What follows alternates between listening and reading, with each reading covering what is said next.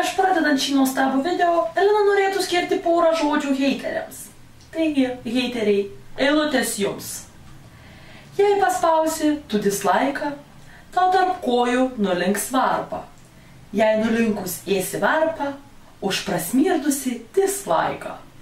Lygiai, sveiki visi, kaip matas, čia yra Švėlė Olga. Žinot, čia Elena nusipirko kažkokią ale kamerą, mane pakvietė išbandyt. Mačiau, kad labai manęs pasiilgat, pasigėdat ir, tiesiog nežinau. Ir jinai dabar biški išėjus yra ir, žinot, tai va. Žinai, pasakysiu visiems, kad didžioji stovi. Gerai, hebra, ateitų, perduodu žodį Elinai ir pamatysit dabar, kaip moku. Wow! Sveikučiai visi! Beje, labas Petrai. Man nesunku, kai žmogui tik tiek reikia iki pilnos laimės. Taigi, su jumis aš Elena. Kaip jau pastebėjote su savo ataugusiomis šaknimis, manau, kad aš vėl sugrįšiu į vloginimo erą. Pradžiai, manau, reikėtų man šiek tiek apšilimo tokio, kad vėl galėčiau normaliai pradėti. Atsakinėjusi klausimus. Vilius rašo. Labą dieną, Elena. Labas Viliau. Fausta manęs klausė, ar aš šiuo metu norėčiau pieno. Atvirai pasakius, aš nemėgstu pieno gerti vieno ir geriu jį tik su kava. Bet mielu noru pamelšiu kokią karvę. O Simona tiesiog nori linkėjimų. Taigi Simona linkėjimai tau nuo manęs. Edvinas ir Estera manęs klausė, kur aš buvau dingus.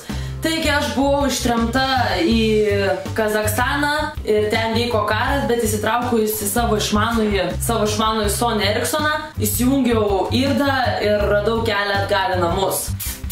Kęstutis manęs klausė, ar norėčiau pamatyti žuviko Nemo pimpaliuką ir net 12 laiko ant jo klausimo. Žinai, Kęstuti, yra noras, yra, tarkim, kai žmogus turi suslėpęs svajonių arba tikslų ir juos bando pasiekti slapta. Ir, žinai, sveikinu, tu ką tik įsiaiškinai vieną iš mano didžiausių pasiekti tikslų. Kadangi manęs niekas neišklauso realybėje, tai aš bent jau kalbu į kamerą. Monika manęs klausė, ar aš šiuo metu turiu simpatiją. Taip, Monika, žinok, aš turiu simpatiją, iš tikrųjų aš myliu visus.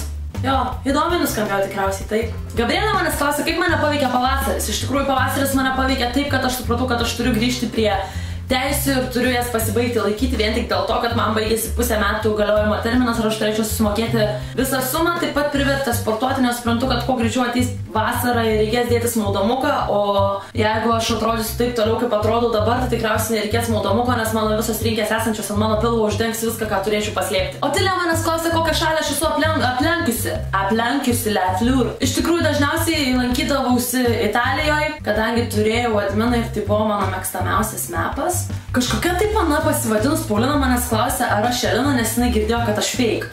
Taigi, mieloji Paulina, kad ir kas tu bebūtum, taip, aš esu Elena, o manau, kad jeigu ir toliau tokias nesąmonės rašinėsim, mums reikės pabendrauti privačiai, nes matau, kad esi per daug atkutusi ir mes turėsime atskirą pokalbį.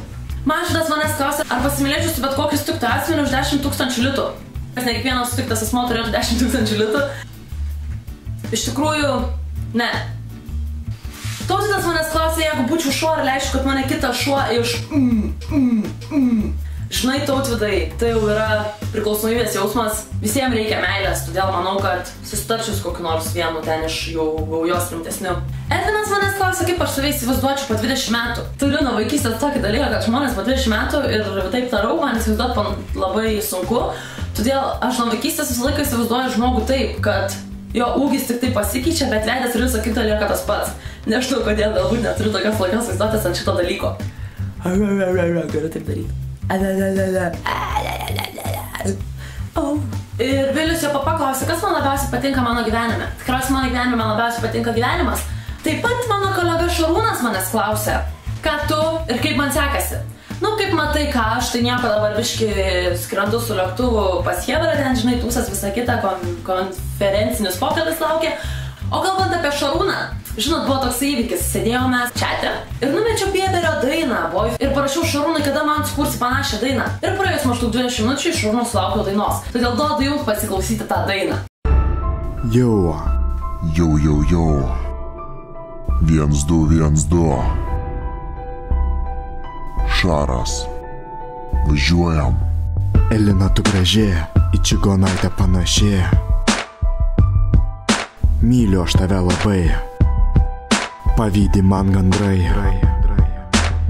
Būk tu mano boba, pagimdyk man kokį vaiką storą. Miau, miau, miau. Piu, piu, piu. Paišdykaukim. Mes greičiau.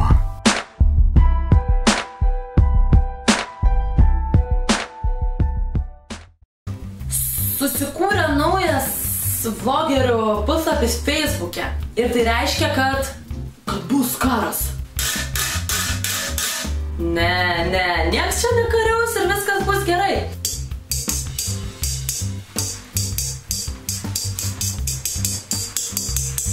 Tai reiškia, kad tiesiog mano vlogai ir daugumos kitų vlogerių vlogai dabar bus įkeliami tenai. Ir manau, kad nieko neprarasite nuėję ir pasižiūrėję, paspaudę laiką.